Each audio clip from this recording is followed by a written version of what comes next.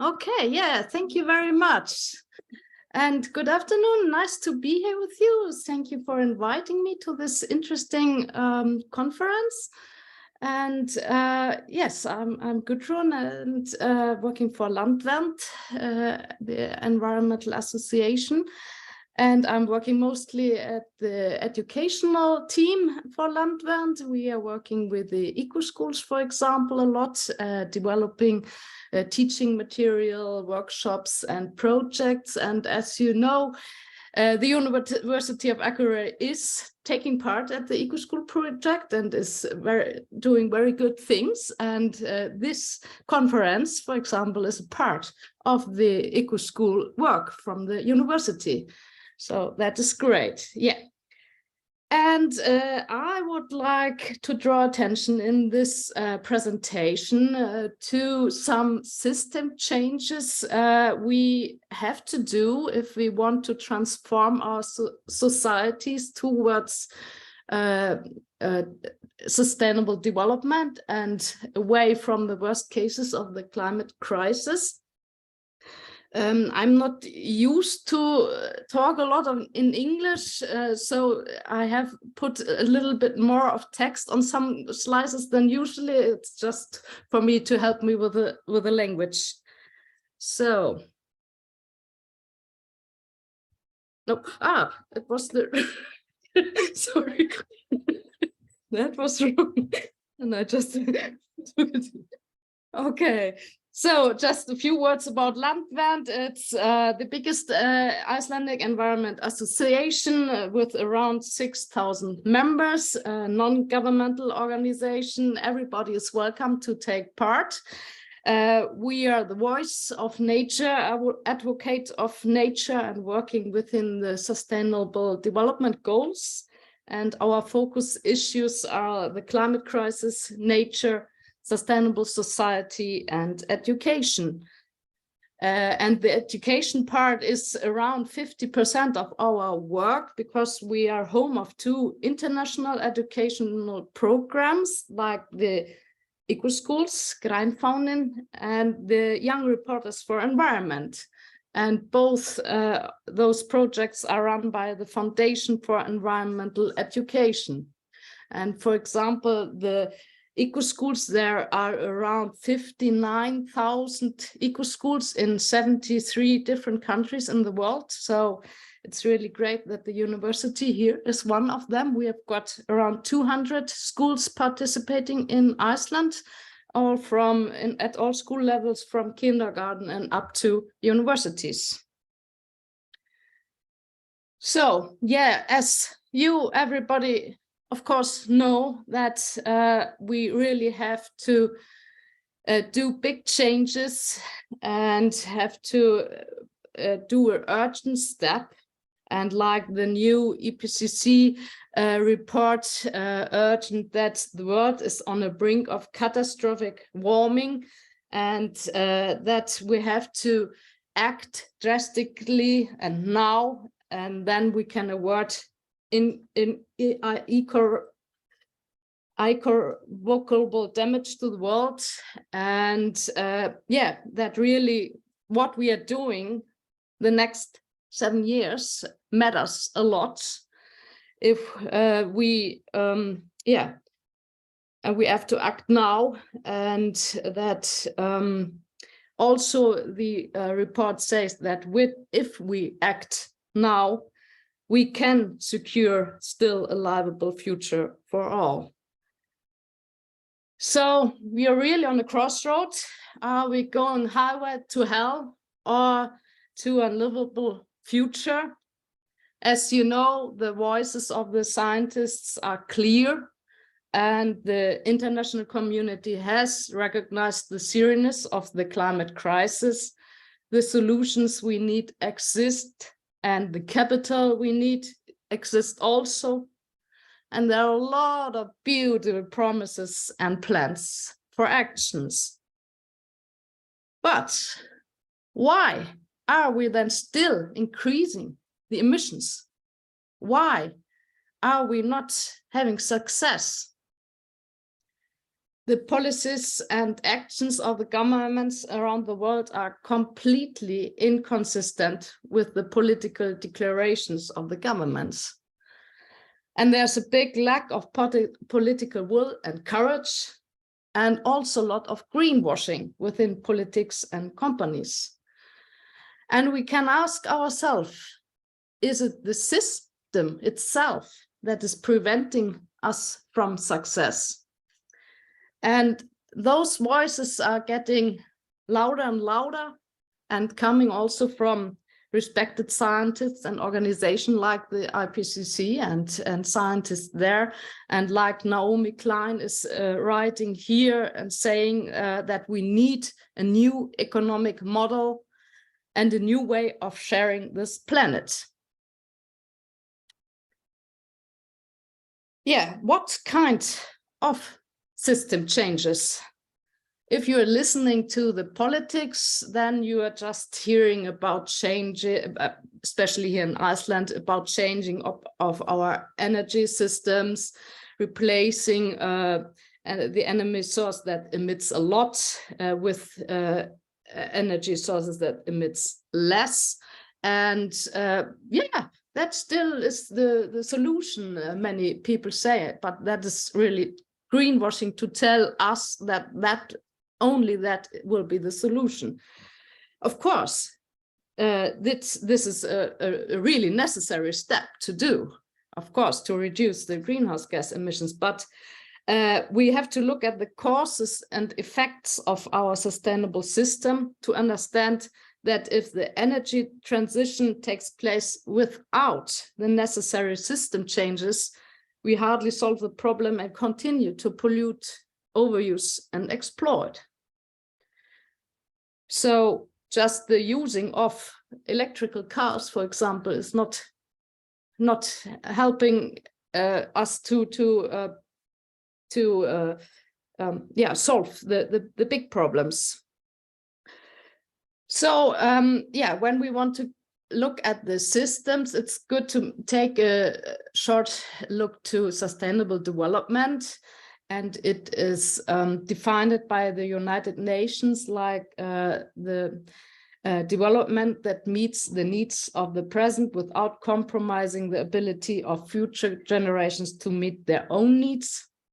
And that, of course, includes equality within and between generations, while resources utilization is based on natural renewal and the environment is kept unpolluted.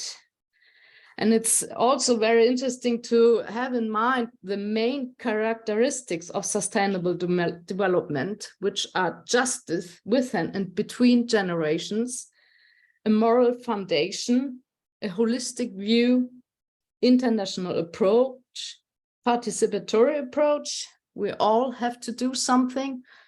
And also that a new economic strategy is necessary, and that it is the future vision of the international society. And if we look at this picture, it describes very well what sustainable development is. Here we are looking at the fact that the resources of the nature are limited and shapes a closed system where the society and economy are part of. And within the nature, man has created society, and within society, man has shaped the economy. So it is obvious that the economy has to look at the goals and values, which is making a good society, and that the society has to adapt at the laws and rules of the nature. And yes, sustainable development as the future vision of this international society, and the sustainable development goals are the steps we have to take towards the sustainable development. And we have to look at the goals as one whole.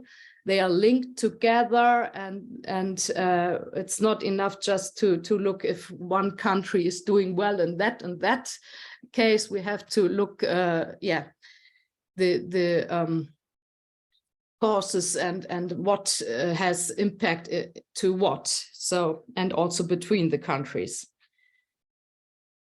So, and if we then have a look how where we are, then we know we are far away from sustainable development. In the last year, all of humanity uses 1.745 Earth, and the Earth overshot day last year was the 28th of July, and on that day humanity has used all resources of the Earth that would be possible to renew at that year.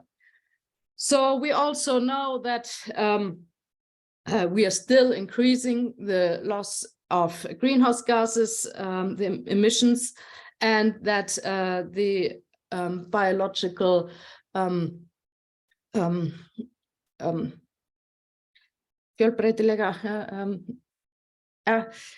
you know, that is still decreasing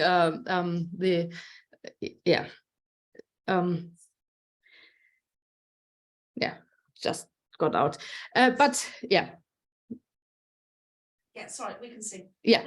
And we are also looking at still increasing inequality and injustice, and for example, that the richest 10% in the world own around 60 to 80% of wealth, where the poorest half systematically owns less than 5% of the world. So that is really bad, and we are really not on the path of sustainable development. So then what systems should we change? And if we begin to look at the economic system, then we know that we are using a linear system. We are taking the resources, doing something with them, using it, and then throwing it away like waste. And that, of course, isn't going up at our world where everything goes in circles. So we have to make a circle, an economic system. And I think that many politicians and people have already are already aware of. And then we should ask ourselves if it can't be reduced, reused, repaired, rebuilt, refurbished, refined, resold, recycled, or composted, then it should be restricted, redesigned, or removed from production. Why are we still producing things which are not good for us and for the earth? That's the big question. And then we come to another characteristic of our economical system, which is that everything has to grow, the purpose of growth. So it is more than 50 years ago that the Club of Rome published the book, The Limits of Growth, where they predicted that it is not possible to hold on with economical growth. And what they predicted then is coming true. And there are many people talking about that, like also David Attenborough. Anyone who thinks that you can have infinite growth in a finite environment is either a madman or an economist. So we really have to do something about that. And it is very interesting to look at the main characteristics of our economic system and compare it with the characteristics of sustainable development, where our currently economic systems is not respecting the limits of nature. It is built on growth. The goals is profit for the owners. it is built on consumerism, and it needs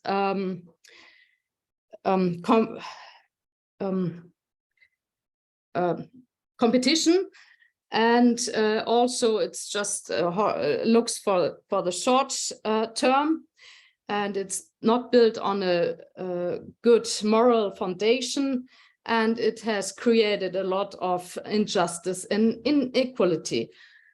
And sustainable development is on the opposite side. So that sustainable development is respecting the nature limits. It is based on development and balance.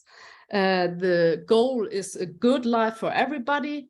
It is built on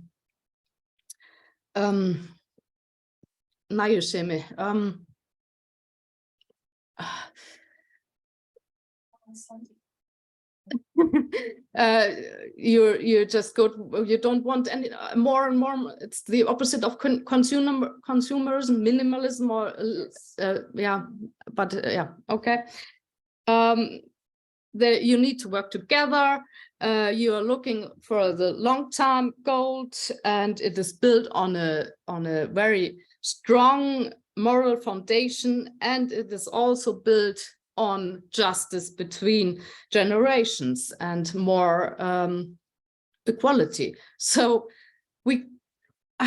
how does somebody thinks that we can reach sustainable development with an economic system that works against it?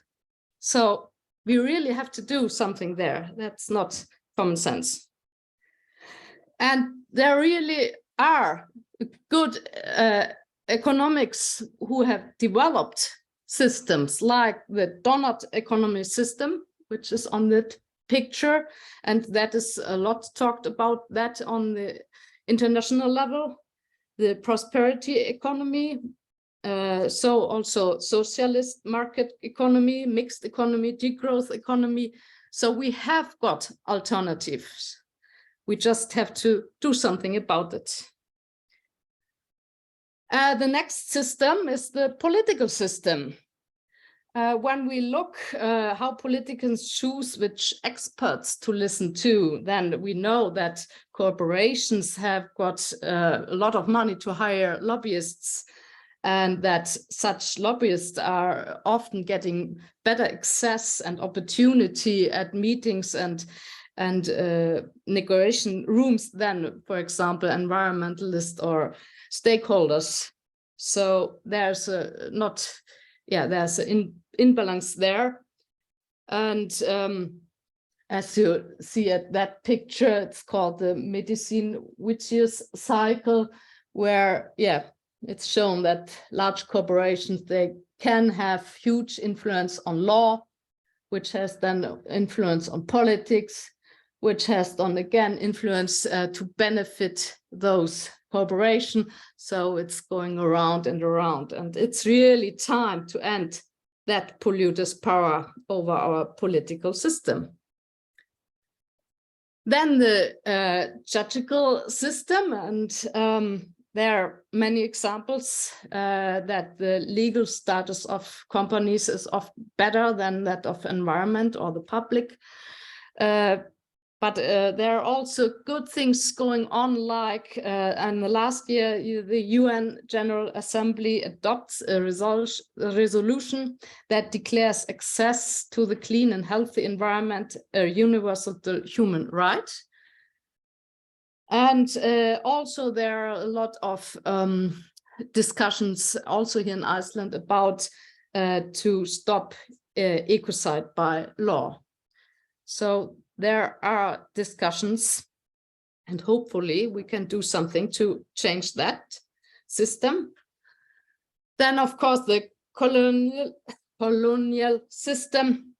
We just know that the success of our rich countries and the profits of especially large corporates is based in part of the exploitation of poor countries, and we just have to change that.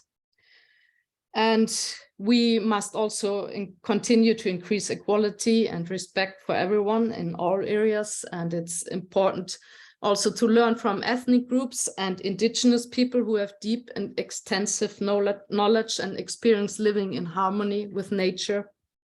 And that action in climate matters must be guided by climate justice. And changing in values. We know that individual actions are not enough.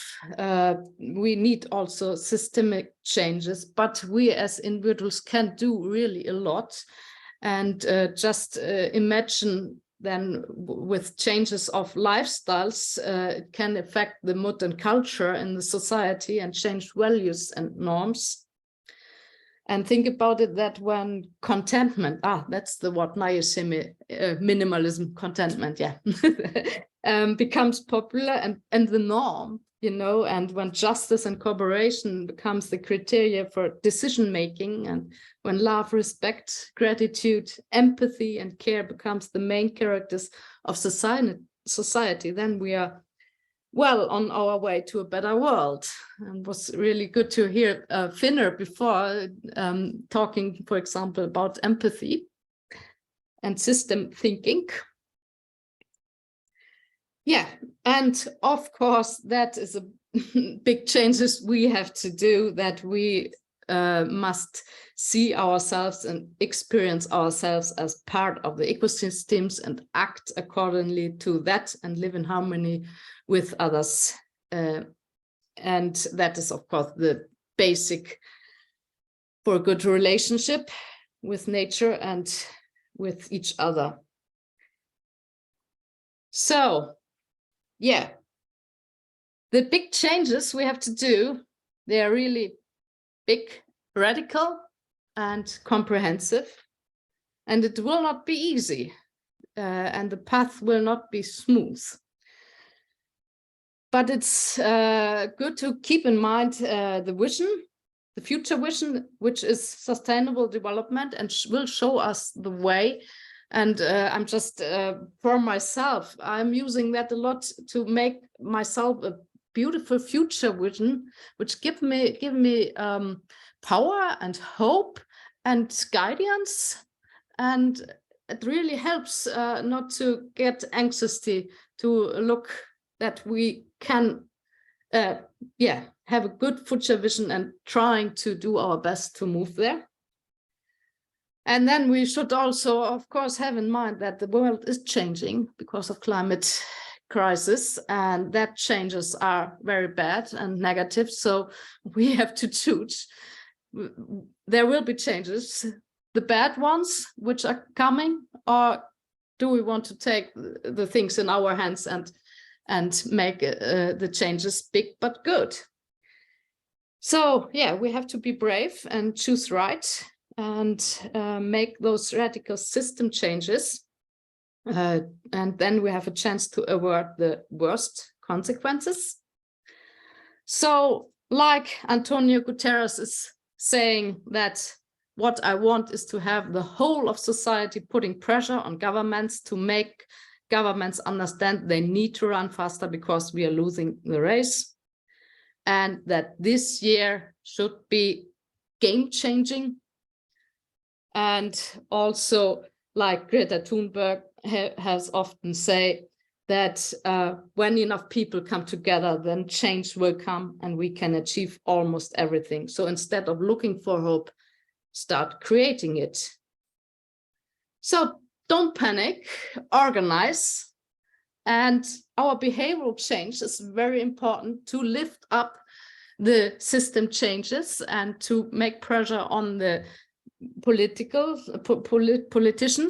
And we have to know that in the history, a lot of big changes come from the people on the ground, come from a group which began. So it is not just utopical. We can do it, and we should never underestimate the power we have.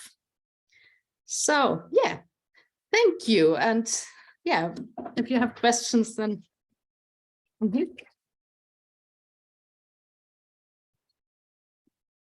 Okay, thanks for your presentation. So we open the floor to questions.